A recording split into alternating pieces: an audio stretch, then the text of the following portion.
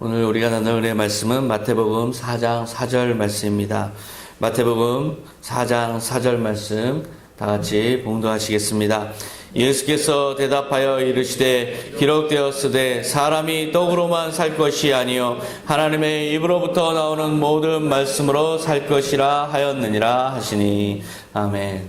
오늘은 빈들과 십자가라는 제목으로 말씀을 나누고자 합니다. 지금 우리는 사순절 기간을 지나가고 있어요. 부활절이 4월 16일이니까 그때까지 40일 기간 동안 우리는 예수님의 십자가를 생각하면서 예수님이 순환을 당한 그 경로를 따라가면서 고난에 동참하는 절기가 지금 이 사순절 기간입니다. 오늘은 특별히 예수님의 시험에 관한 말씀을 드리고자 합니다. 오늘 본문을 보면 공생의 시작 전에 광야에서 예수님이 시험을 받으셨던 장면이에요.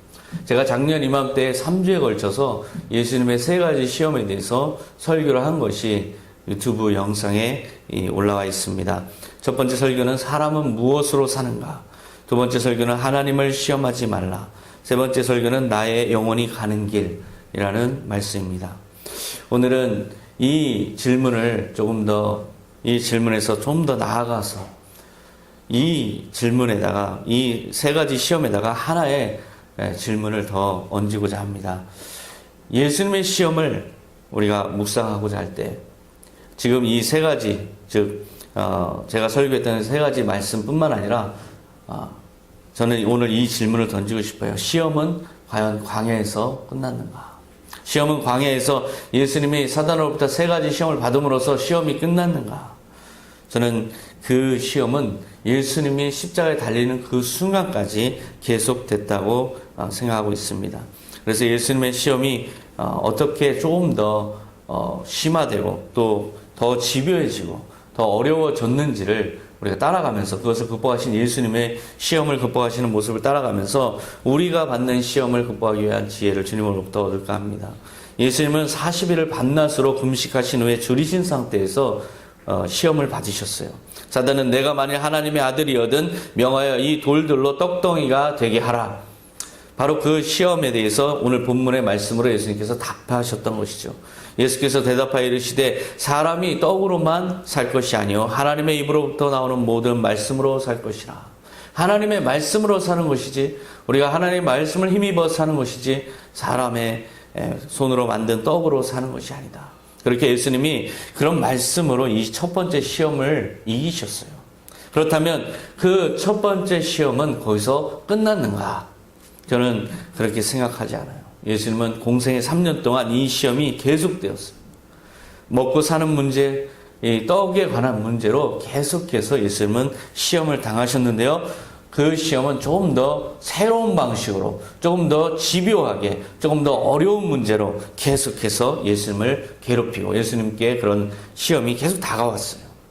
우리가 지금 오늘 살펴볼 말씀은 오병이어의 기적의 말씀이에요. 마가복음 8장 1절에 보면 그 무렵에 또 큰 무리가 있어 먹을 것이 없는지라 예수께서 제자들을 불러 이르시되 내가 무리를 불쌍히 여기노라. 그들이 나와 함께 있은지 이미 사흘이 지났으나 먹을 것이 없도다. 큰 무리가 예수님을 따랐어요.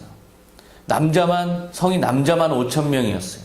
그러면 그 안에 된 사람들, 특히 여성 성도가 더 많았다고 생각해 보면 5,000명이 또한 여자라는 것을 우리가 가늠해 볼 수 있어요. 그리고 아이들과 노인분들까지 포함하면 좋게 2,000명 이상은 될 텐데 12,000명 정도로 저는 추산하고 있어요. 12,000명의 사람이 예수님을 따르고 있는 거예요.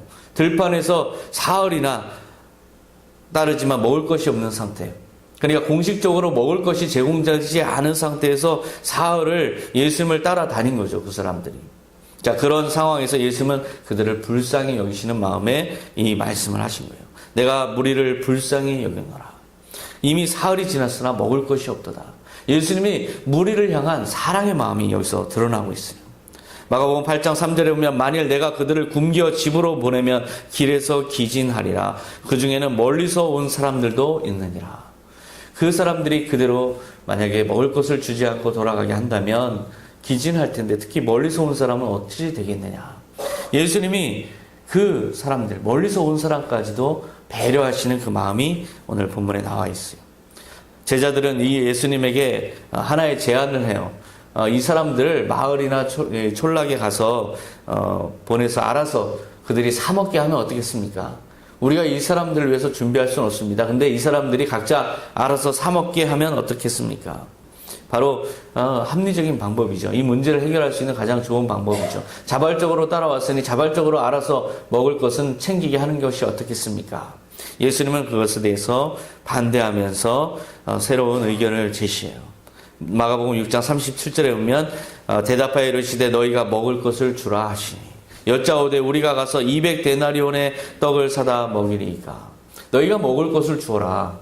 제자들은 200데나리온이 필요합니다. 한 데나리온은 노동자 하루의 일당이에요. 10만 원 정도 요새는 받는다고 하더라고요. 그러면 200데나리온이니까 2천만 원에 상당하는 그런 돈이 필요하다고 지금 제자들은 이야기하고 있는 거예요. 우리가 그런 돈이 어디 있습니까?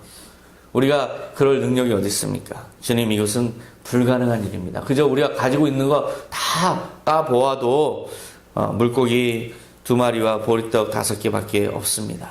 주님, 이 상황입니다. 어찌하겠습니까? 이제 예수님을 향해서 시험의 음성이 들려오는 것이죠.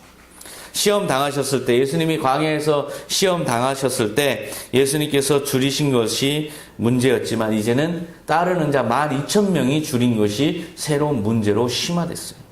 시험 당하셨을 때는 예수님께서 사람이 떡으로만 살 것이 아니다, 하나님의 입에서 나오는 모든 말씀으로 산다 하셨지만 이제는 이 12,000명을 실제로 먹여야 되는 그런 상황에 직면하신 것이죠. 물론 예수님의 관점은 먹을 것이 있느냐 없느냐, 먹고 사는 문제에 큰 관심은 없으시다는 걸 일단은 전제로 말씀을 드리고자 합니다. 마가복음 8장 17절에 보면 예수께서 아시고 이르시되 너희가 어찌 떡이 없으므로 수군거리느냐, 아직도 알지 못하며 깨닫지 못하느냐, 너희 마음이 둔하냐. 예수님은 항상 먹고 사는 문제에 대해서 우선순위를 두는 것에 대해서 경계하신 분이셨어요. 하지만 지금은 그런 상황이 아니라는 것이죠. 자기를 따르는 12,000명을 먹을 것을 실제로 지금 해결해 줘야 되는 그런 상황에 직면하셨어요. 시험 받을 때는 자신을 위해서는 돌로 떡을 만들지 않으셨죠? 하지만 지금 돌로라도 떡을 만들어야 되는 상황에 예수님은 직면하신 것이죠. 예수님은 실제로 만들어내야 돼요. 안 그러면 안 되는 상황으로까지 지금 몰렸어요.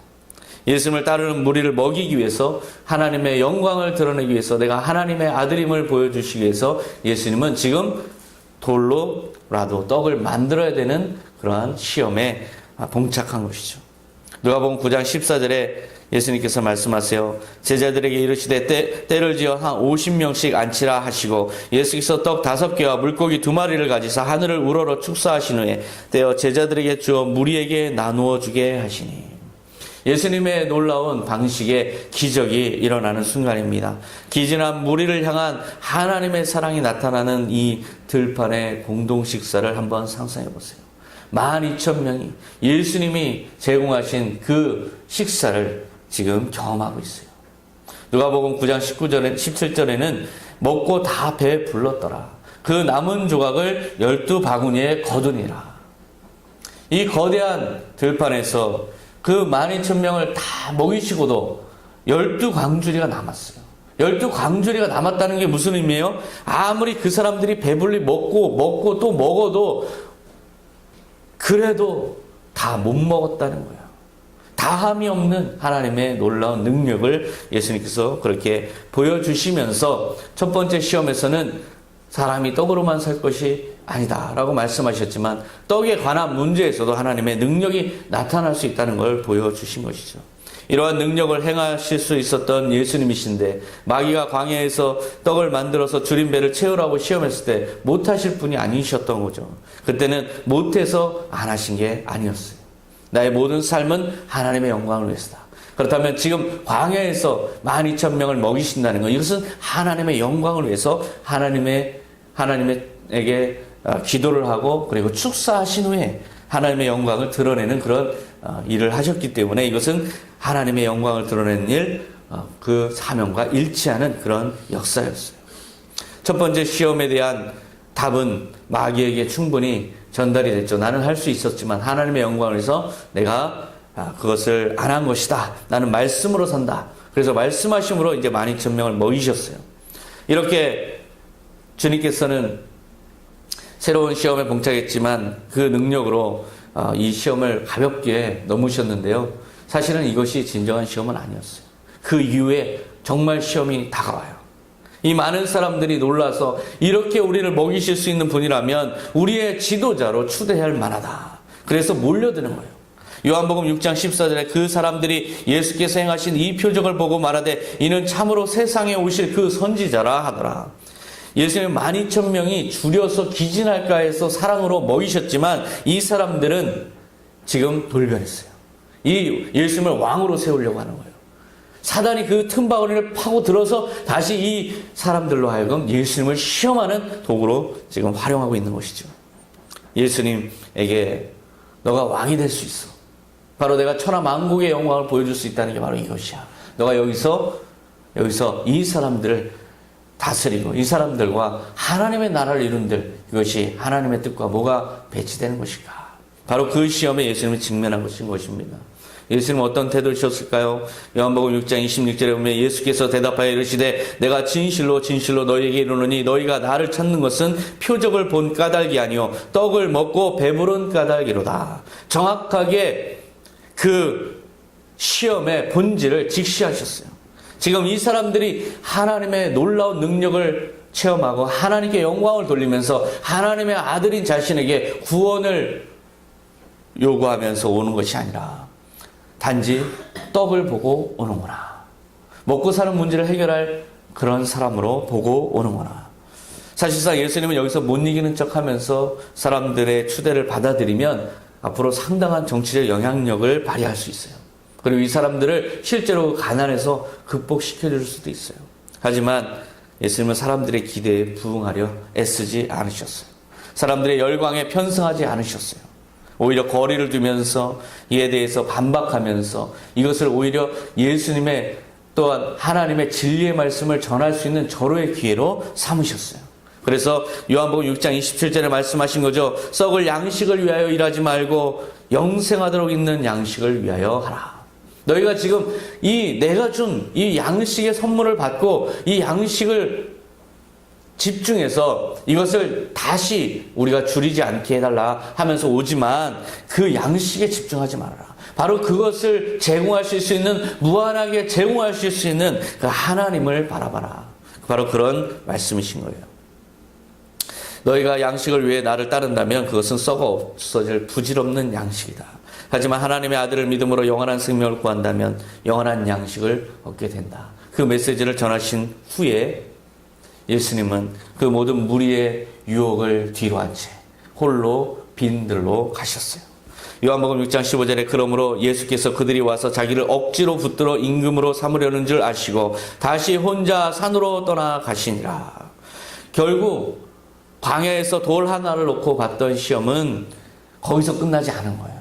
여기까지 이어진 거죠. 오병이어의 이 순간까지. 그리고 거기서 그 기회를 파고들어서 또 사단이 이 예수님을 임금 삼으려고 하는 사람들을 만들고 부추기고, 그래서 또 예수님을 십자가를 등지게 하는 그런 시험을 또 집요하게 거기까지 시험을 했던 거예요. 더 실제적인 상황에서 더 강력한 방식으로 더 어쩔 수 없는 처지에 몰리도록 그렇게 몰아붙이면서 사단은 계속해서 예수님을 시험했어요.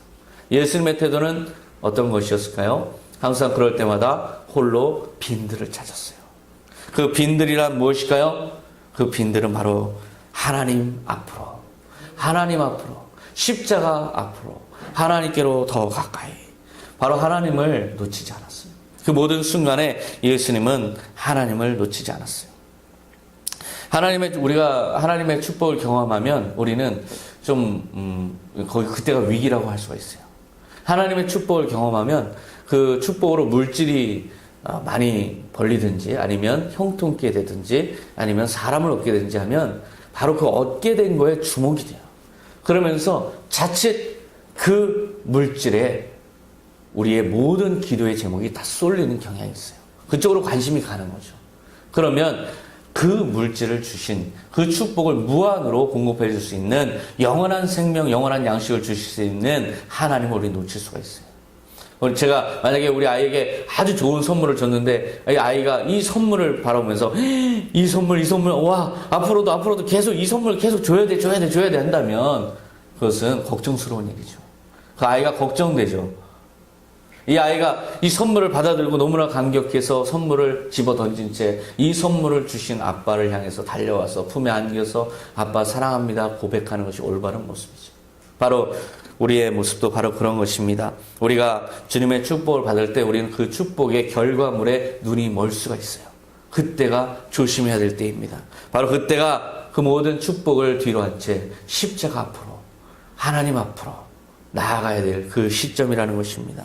그때 바로 여러분들이 선택해야 될 것은 빈들, 바로 빈들을 선택해서 하나님 앞으로 하나님께로 더 가까이 나와야 되는 것입니다. 이것이 바로 우리가 사순절을 보내면서 묵상해야 될 예수님의 시험 당하는 모습이에요.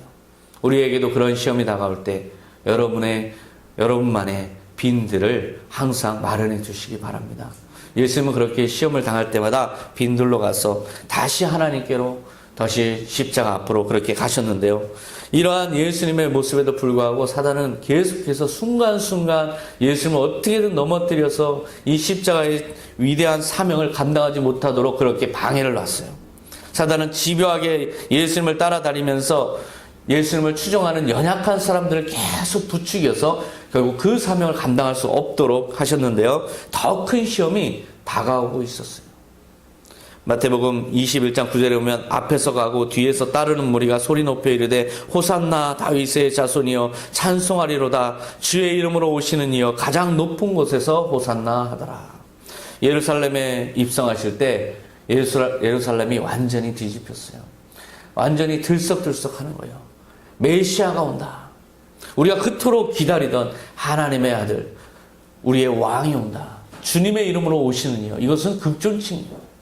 요한복음 12장 13절에 종려나무 가지를 가지고 맞으러 나가 외치되 호산나 찬송하리로다. 주의 이름으로 오시는 이 곧 이스라엘의 왕이시여 하더라. 수많은 사람들이 이제야 비로소 우리 이스라엘을 구원할 진정한 왕, 진정한 메시아가 왔다. 이것은 역사상 그토록 많은 예언자들이 예언했던 바로 그 메시아다. 이제 이때다. 엄청나게 많은 사람들이 예수님에게 집중했어요. 모든 시선은 예수님에게 고정됐어요. 예수님에게 돌릴 수 있는 모든 극존칭의 그런 찬사를 다 보냈어요. 그 순간에 예수님은 어떤 심정이셨을까? 결과를 놓고 보면 예수님은 그 순간에 오히려 골고다 언덕을 바라보셨어요. 자신이 달릴 십자가에 시선을 고정시키셨어요. 주님, 아버지, 제가 저 골고다의 십자가에서 제 시선이 떨어지지 않게 해 주시옵소서. 바로 그렇게 기도하셨을 거예요. 하나님께서 맡기신 사명을 감당해야 될 시간이 이제 임박해 오는구나. 그것을 느끼셨을 거예요. 사람들은 예수님에게 그런 예수님을 아는지 모르는지 이제 이 절호의 기회입니다. 이렇게 많은 사람들이 당신을 향해서 권력을 몰아주고 있습니다. 이제 이 힘을 발휘해서 이스라엘을 구원해야 되지 않습니까? 이스라엘을 로마로부터 해방시켜야 되지 않습니까? 이 열렬한 지지를 힘입어서 혁명의 에너지로 승화해서 완전한 독립을 쟁취해야 되지 않습니까? 이스라엘의 예루살렘에 당신이 그토록 이야기하던 하나님의 나라 천국을 실현해야 되지 않습니까? 그런 정치적 메시지를 가지고 예수님에게 다가왔어요. 하지만 예수님은 거기에서 그러한 메시지에 귀를 기울이지 않았어요. 오로지 죽는 것, 그것만을 바라보셨어요. 다름 아니라 그토록 열광하던 사람들의 모함을 받아서 그 열광하던 사람들의 정죄를 받아서 죽을 것을 생각하셨어요. 우리라면 어떤 생각이 들까요? 요즘에 정치하는 분들 보면 이제 어떻게든 국민들의 지지를 하나라도 더 끌어보려고 혈안이 돼 있죠. 그런 지지를 받아서 자기의 정치적 이상을 펼쳐야 되는데 사실은 정치적 이상, 자기가 생각하는 정치적 이상은 어디로 가고 사람들의 구미에 맞는 공약들을 마구 남발하고 있어요. 바로 그렇게 사람이 정치가가 그런 권력을 보면 권력에 자기의 영혼을 팔게 되는 것입니다. 수많은 사람들의 일치된 지지가 전달해주는 힘은 굉장한 능력을 가지고 있어요. 모든 것을 할 수가 있어요. 이 인간 사회에서 모든 것을 할 수가 있어요. 그래서 제자들이 그렇게 요구했던 거예요. 주님, 이제야 하나님의 나라가 드디어 우리에게 임할 날이 왔습니다. 당신을 그러한 사람으로, 메시아로 우리는 다 따르고 있습니다. 제자들이 이토록 믿고 있었어요. 그 기대를 거부하기가 참 힘드셨을 거예요. 3년 동안 동고동락하면서 그 사람들이 기대하고 꿈꿨던 건 바로 지금 그 순간이었어요. 이렇게 많은 사람들이 일치돼서 이스라엘의 왕이시여 하는 그 장면, 이것만을 바라보고 왔는데 그 순간 얼마나 예수님이 고통스러우셨겠어요. 이것이야말로 진정한 시험이라고 할 수 있어요. 마태복음 16장 22절에 베드로가 예수를 붙들고 항변하여 이르되 주여 그리 마옵소서, 이 일이 결코 주께 미치지 아니하리이다. 십자가, 이 고통, 이 죽음, 왜 주님 그것을 생각하십니까? 당연한 그런 반응이에요. 혐오스러운 인간들의 죄까지 모두 뒤집어쓰고 왜 하나님의 아들 이스라엘의 왕이 고독하고 처참하게 십자가에서 죽어야 되는 것입니까? 참 감당하기 어려운 그 순간이었어요. 예수님조차 기도하셨어요. 마태복음 26장 39절에 내 아버지여 만일 할만하시거든 이 잔을 내게서 지나가게 하옵소서. 그것은 모든 것을 다 내려놓고 예수님을 하나님의 명령을 따른다는 것은 진정한 시험이에요. 엄청나게 어려운 일이죠. 결국 이러한 것들을 돌아볼 때 진정한 시험은 광야에서 끝나지 않았어요. 그리고 어느 한순간에 끝나는 것이 아니에요. 사단의 시험은 잘 될수록, 하나님의 축복을 받을수록 더 집요하고 더 새롭게 더 강력하게 거부할 수 없는 시험으로 우리에게 다가오는 것이죠. 철저하게 하나님께 복종하던 그 시기에 끝나는 것이 아니라 계속해서 잘 되고 축복 받을 때 집요하게 교묘하게 알 수 없게 그렇게 시험은 계속되는 것입니다. 예수님에게도 그러한 시험이 계속 왔어요. 어느 정도 이제 이루어서 상당한 힘을 가졌을 때 증폭돼서 왔어요. 따르던 사람들을 위해서 이제는 뭔가 해줘야 될 그 시점에 아주 강력하게 왔어요. 특히 이것을 꼭 해야 되는가? 이것을 꼭 해야 되는가? 라는 생각이 들 때가 바로 최고의 시험의 순간입니다. 예수님은 그 시험의 순간에 철저히 하나님께로 나아갔어요. 마태복음 26장 39절에 그러나 나의 원대로 마옵시고 아버지의 원대로 하옵소서. 이것이 예수님의 시험을 극복한 가장 중요한 비법이에요. 하나님의 뜻대로 하시옵소서. 하나님의 명령에 나는 모든 것을, 눈에 보이는 모든 것을 다 내려놓고 하나님의 명령에만 집중하겠습니다. 나의 목숨까지도, 나의 명예까지도, 나의 권력까지도 다 하나님의 뜻대로만 하겠습니다.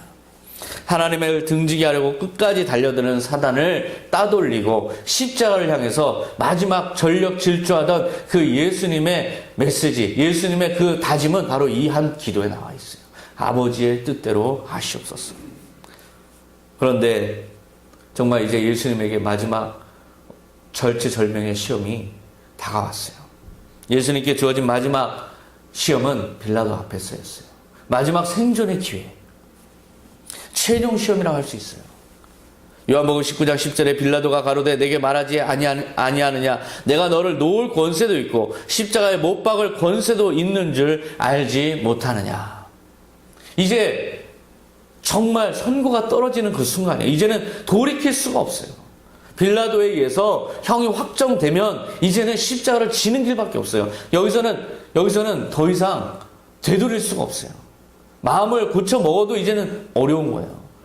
그런 생각 한번 해볼 만하지 않을까요? 왜 꼭 지금 해야 되느냐? 이렇게 많은 사람들이 날 따르고 있고 이렇게 많은 사람들이 날 지지하고 있고 빌라도조차도 나를 놓아주려고 하는데 내가 왜 굳이 이 시점에 해야 되느냐? 이렇게 젊고 앞으로 할 일 많고 하나님의 영광을 위해서 앞으로 기회도 많은데 이것을 다 한 다음에 어차피 한번 죽을 때 그때 하면 되지 않느냐? 다음에 하면 되지 않느냐? 꼭 지금 해야 되느냐? 그리고 꼭 해야 되느냐? 꼭 해야 되느냐는 예수님께서 극복하셨지만 정말 최고의 시험은 꼭 지금 해야 되느냐? 꼭 지금 이런 방식으로 처절하게 해야 되느냐? 꼭 이렇게 모든 것이 다 완벽한 순간에 내가 지금 해야 되느냐? 바로 그 시험, 십자가를 미룰 수도 있지 않을까 하는 생각이 예수님을 파고들었을 거예요. 사명을 부인하면 마지막 한마디만 하면 되거든요. 사실은 아닙니다. 제가 다 내려놓겠습니다. 모든 거 다 뒤로 하겠습니다. 목숨만 살려주십시오. 그러면 끝나는 거예요. 그럼 사는 거예요. 다시 광야로 갈 수 있어요. 다시 광야로 가서 다시 세력을 규합해서 주님의 완벽한 시점을 기다려서 다시 할 수 있어요.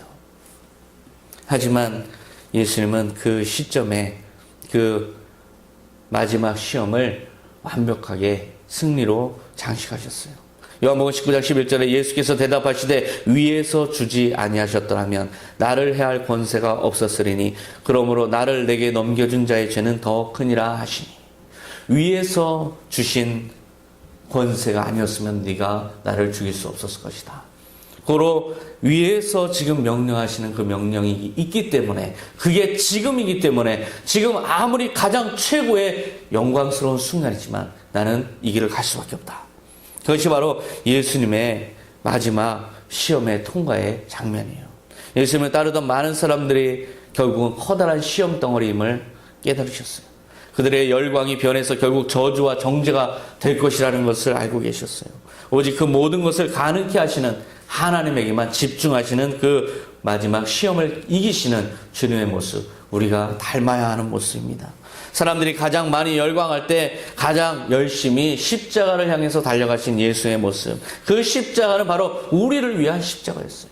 우리를 위한 십자가를 한 시간도 미룰 수가 없었어요. 우리를 위한 십자가는 지금 그 순간에 많은 사람들이 자기의 욕망으로 메시아를 찬양하는 그 순간에 바로 그 사람들의 죄를 위해서 완벽하게 주님의 사명을 감당하는 것, 이것이 바로 예수님의 사명이셨어요. 그리고 예수님은 지금 우리에게도 그 십자가를 짊어지라고 말씀하시는 것입니다. 우리도 동일해요. 우리도 잘 나갈 때 조심해야 되고, 우리도 형통할 때 조심해야 되고, 우리도 많은 사람들이 지지해서 평안할 때 조심해야 되고, 그때 하나님을 가장 멀리 하나님으로부터 떨어져 있는 그 순간에 우리는 조심해야 돼요.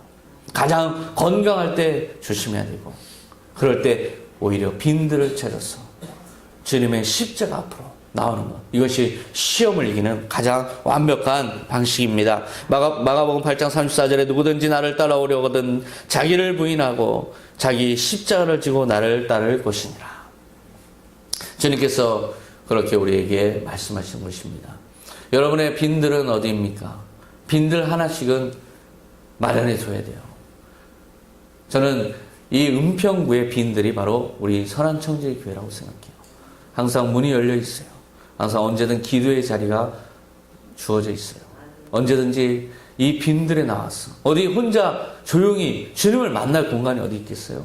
이 빈들에 나와서, 주님 앞에 나와서, 십자가 앞에 나와서, 십자가 앞에 선 단독자의 심정으로 주님을 만나고, 거기서 토로하고, 거기서 울고, 거기서 찬양하고, 그러면 주님의 놀라운 은혜가 여러분에게 임하고 여러분의 가야 할 길을 주님께서 알려주시는 것입니다. 그리고 이곳에 십자가를 앞에 나와서 주님의 은혜를 경험하고 여러분은 여러분의 삶의 현장에서 십자가를 져야 하는 것입니다.